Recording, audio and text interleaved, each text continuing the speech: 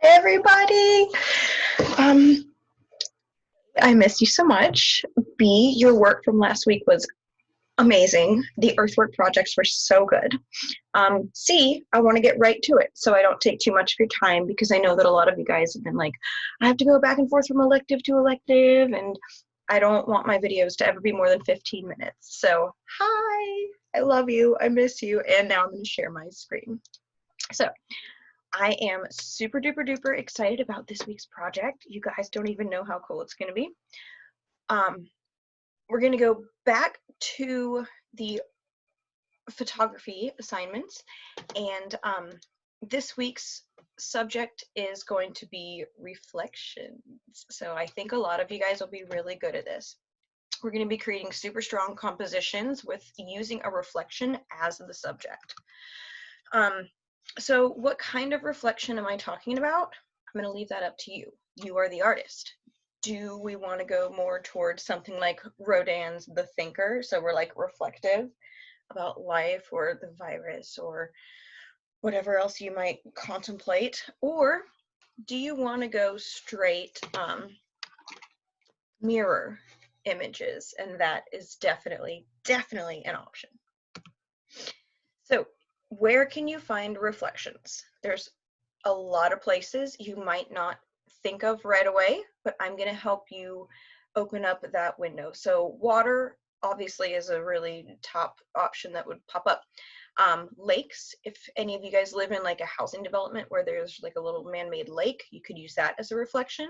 Puddles, it rained a lot last week, so I live on a dirt road. There was a ton of puddles out in the street, lots of reflections. Wet pavement doesn't have to be a puddle, it could just be wet and have this like half and half reflective surface that might show what the sky colors look like in the pavement and show that would count as a reflection. I don't know, I put bathtub in there. I'm not trying to, let's keep it appropriate, but a bathtub could be a place where, like, if there's no rain outside, maybe a bathtub water, you could create a reflection of your own by staging a setup. Windows, I'll show you some examples. Spoons, for real, you can see reflections in a spoon. I'll show you some examples of that too. Easy. Picture frames, because it's glass, you can find reflections in a picture frame. Water glasses, I don't know if any of your parents have like wine glasses or those thicker glasses, but any kind of like drinking glass will give you really funky, interesting upside down reflections. Bowling ball, I don't have any, but I thought that might be a funky surface because it's rounded. So I threw it in there. If you have one, try it out. I don't know. Send it to me. Let me know how it looks. But get curious. So where else could you find reflections? And then the obvious one, of course, duh, is going to be a mirror. So water, lakes and rivers. This one here on the left was a friend of mine who took this at the Swanee River.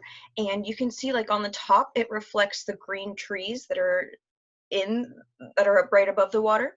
But then down here, because the river, the Swanee, is kind of like it's got a lot of sediment, it shows this warm orange colored reflection that just kind of plays really well and balances off of that. So like getting into different types of waters, using yourself as part of that reflection in the water, like this one over here on the right, just creates a beautiful, perfect, what do we call it? Symmetry, right? It's perfect symmetry. Wet pavement, again. This one over here on the left is just kind of like zooming in really close. And if you reflect back to our PowerPoint from last week, when we talked about composition and the rule of thirds and zooming in and different angles, getting low, getting high, this right here falls directly into that category. They're zooming in on the wet pavement itself and not even the building or the sculpture that it's reflecting. Over here is just a reflection of like nighttime lights. This would be really nice for right now if you live in kind of an urban area. I don't, like I said, I live on a dirt road, but if you live downtown or Riverside or maybe even like the north side where there are more urban neon lights and stuff, that could be a really cool option. Buildings, again, if you live closer to where there are big buildings, buildings that have windows on their sides reflect really, really, really cool mirror images of whatever they see. So for this one on the left, as an example, you see the clouds reflected because those clouds are off to the left, but in the sky, you don't even see those clouds. So this buildings that have windows or that kind of mirrored exterior are also a really cool option. Spoons. This could be so fun for you guys. This one on the left, the spoon is, so what the artist did is put it up against the paper so that the image on the paper is reflected in the spoon. And I feel like this is really strong. This is a really successful reflection image. And all they had to do was just kind of like play around with where their spoon was on the paper. This one on the right, the student just reflected themselves. You could do a self-portrait in a spoon, and how cool would that be as a reflection project? I mean, spoons, you could do so much with them. So get funky, it's okay. Water droplets are really hard, but I wanted to throw this in there as an option because I know a lot of you guys work around with animation and you have your own photo editing software at home. So if you have the capability of making this kind of project work, it is definitely an option. If you have a pool, if you have hot tub, if you have ways, or I mean, even just like pouring water in a bowl and experimenting with like a timer on your phone, you could come up with an image this stellar. It's a little more advanced. It's going to take a little more patience, but I wanted to let you guys know that is an option. Puddles. Puddles are, let me move my face out of the way so you can see that one. I mean, puddles are an excellent option for reflections. It's like water's giving you a mirror and it also gives you this instant background that's like negative space, positive space, plus the reflection. Experiment with puddles. Make a puddle in your yard with parental consent, of course. Any kind of glasses that you have. So like this one on the left here, the artist staged this, obviously. And they did it intentionally so that the glasses would be over the model's eyes, but they have it to where the water is reflecting it opposite. So the model is actually looking cross-eyed, but since water reflects opposite, the eyes look like they're going the other way. Plus you have these really strong shadows here that just create this excellent composition with a dark value up top, medium values in the bottom. I mean, it's a gorgeous image. This one on the left here, if you use rounder glasses like wine glasses or some of those water glasses that are a little more expanded around the middle, they reflect. And so here you have this really cool contrast of the sky is really cool, the desert mountain is very warm, but then in the glass itself it reflects. So you have the background, but you also have the reflection.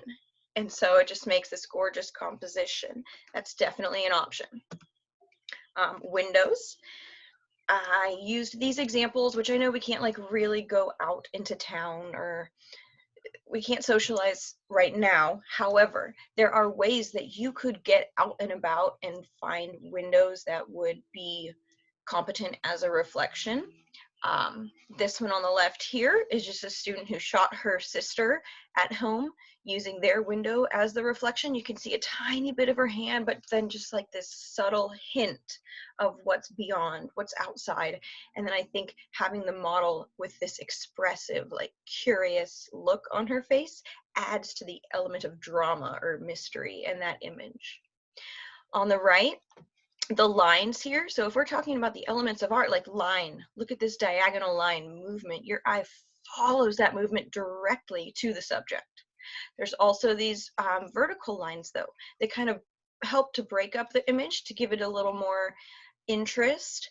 And then also we have this one here. So like broken up with the bricks, the tiles on the sidewalk, using this window as a reflection of what's on the street that we can't even see. It kind of fills in the holes of what we would be curious of what was there in the first place. So using windows is definitely an option. Okay, so just to get a little cross-curricular, we're going to talk about how rays of light reflect or bounce off of objects, just like a ball bounces off the ground. The reflection of light is what enables us to see everything around us. And I know in class we talked about like cones and rods and the eyeballs and like all the color theory we did, and how if you're looking at a red chair, it's not really red, it's everything but red, and our minds were blown, but it's real. If you look out your window, you can see everything in the natural world that doesn't even produce its own light. It's all reflected light from the sun. So there is science in this. And when we talk about photography, which is what we're doing, you're painting with light. That is what photography is. You are a painter of light when you take a photograph. Can't argue. I mean, we see the moon. The only reason we can even see the moon is because the sun's light is reflected off of the moon's surface. I mean, reflections make up our whole, reflections are everywhere. So get deep into this, get creative and curious, and crush this project. Okay, so back to the obvious, I'm going to say, like, get creative, experiment, get weird. Like, where can you find a reflective surface that I'm not giving you as an example? Could you find one on the tip of this marker? Probably from the window. Could you find one in my earring that happens to be made of mirror? Could you find one in my headband that is mermaid design? Just explore, experiment. Think outside the box, impress me. Always, always, always, please impress me. Okay, so the obvious is mirrors. And I know a lot of you guys are gonna resort to mirrors, and that's totally cool. I just want you to think outside of the box once you get to your shooting stage of this project. I'm gonna show you a few mirror examples. This one here is broken, right? And obviously the hand that's holding it is reflecting a model that's not from that same hand. So think about ways that you could make your reflection not just, I'm shooting myself in a mirror and I'm making a selfie face. Like, get smarter, step it up, higher level, higher order, more intellectually curious. Make your viewer want to know how that image was made with a reflection. Another broken mirror image. Let me move myself out of your way. So again, so there's a model and there's a shooter. This broken mirror, it almost looks like one of those Picasso paintings, right? Because he would take this cubist approach and sort of break up the portrait of the face or whoever he was painting in the way that he wanted to see them. This photographer, this artist is doing the same thing with a camera, and so can you. And it has this really strong dramatic effect. Using a framed mirror. I don't have any like this because I'm not that fancy, but if you have a framed mirror like this, you can literally, like, look at this image on the left here. You could shoot a model, sibling, mother, father, neighbor, grandpa, whoever, and use that framed mirror to where it looks like everything inside of there is void. How creepy is that? Same thing here. So they're shooting the reflection of what the mirror shows, but without themselves in that reflection. Car mirrors. I know a lot of us are not going anywhere right now, but if you do go on a drive with your family, use the mirrors in your car as, I mean, just use that as your studio. You can see like this image on the left here, even though all it is just a parking lot, I feel like the reflections and the foggy background, and I'm going to tell you, you are allowed to edit. You can use editing software, but they make it really strong. And then here on the right, it tells more of like a personal story. And so you could use car mirrors as your medium. Simone's crying right now, and it makes me really sad, but I can't let her in. Rear view mirrors, also, you can reflect a mood, because you can get, if you're in the back seat of your parents' car, you can get their eyes in the mirror, but then the side of their face that could tell a different story. Or you can zoom in all the way and just get a mood with the rear view mirrors. Handheld mirrors. I know a lot of you ladies have some of the, I have one here right now myself. But using these as a reflective tool can allow you to crop in and sort of design your image with a stronger composition that isn't just, here's a reflection in a mirror. It's like, no, no, no, I thought about this image and I'm using my cropping tools and thoughts to make it stronger. You can include your hand. I would not count off for that. Double reflections. This is the coolest thing. Look at this image on the left. I love this photo. The artist, right, the photographer, is showing herself because she's reflected in the mirror. But the model is just a model. So you could do that method of shooting. You could also do over here where you have both reflected. This artist right here is the male. He has the camera in his hand, so he's shooting from the back of his wife, but he's also reflected in the mirror image of this photograph. I mean, using reflections as a subject, like you can get so creative with this topic.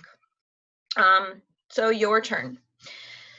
Find as many reflective surfaces as you can around your house, your neighborhood, your car, I mean, like you can find reflections in so many places that you wouldn't expect. Remember to always consider, though, when we went over the last 3 weeks, composition, angles, zoom in closer, go higher, go lower, get underneath it, get above it. The lighting, are you going to be outside, or are you going to use a flashlight? Are you going to use a studio lamp? Do you want to think about value more so, or color in your elements of art? Do you want it to be in black and white, or do you want to keep the color? And then always remember the rule of thirds, just so that your photograph is more interesting and not centered in the middle. Shoot as many creative and unique images as you can, then select your top three. Top three. Submit your very best to me, same way as we've been doing, email, Instagram, or Teams. And I just had to, sorry, Kaylee, I had to highlight one of our own JWJ artists because she's already been shooting in this way and winning awards for it before we even discussed it in the classroom. So Kaylee Nelson, this image here is one that she took and submitted of, I think, her little brother, but this is such a zoomed in photograph of her little brother's eyeball, and you can see a reflection here. Would this count for this project? 100%. 100%. It's a gorgeous image. The detail, the zoomed in, the crop, the reflection, everything about this, just it moves you when you see it.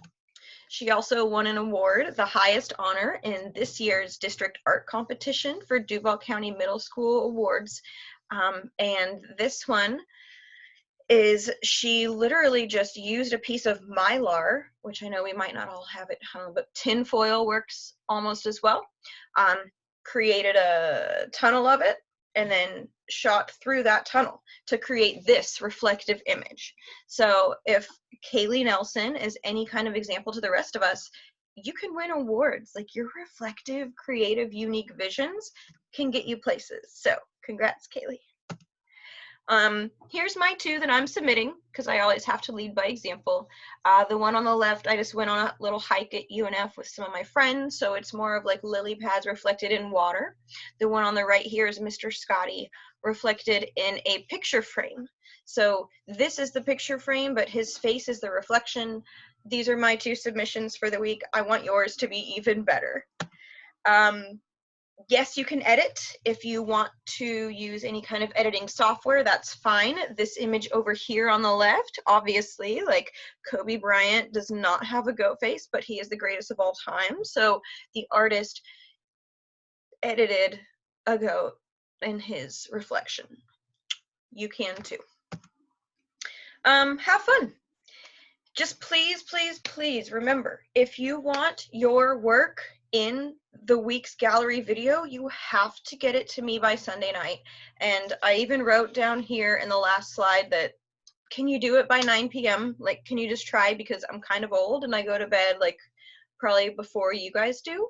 And I want as many pieces as I can have. I've been doing about 50 to 60 per each week's video, but I have to be fair and I can't include everyone, okay? But the sooner you get it to me, the more likely of a chance you have of being featured in that week's video. So I do think that is all. I love you all. I miss you all. I can't wait to see your reflection photography. I think you guys are actually going to be like, this might be the best one we've had yet. Don't prove me wrong. I think it will be. So I love you. I miss you. We only have a few weeks left and it's so weird, but anyway, signing out. Art class 2.0, quarantine 2020. And yeah, email me with anything you need to.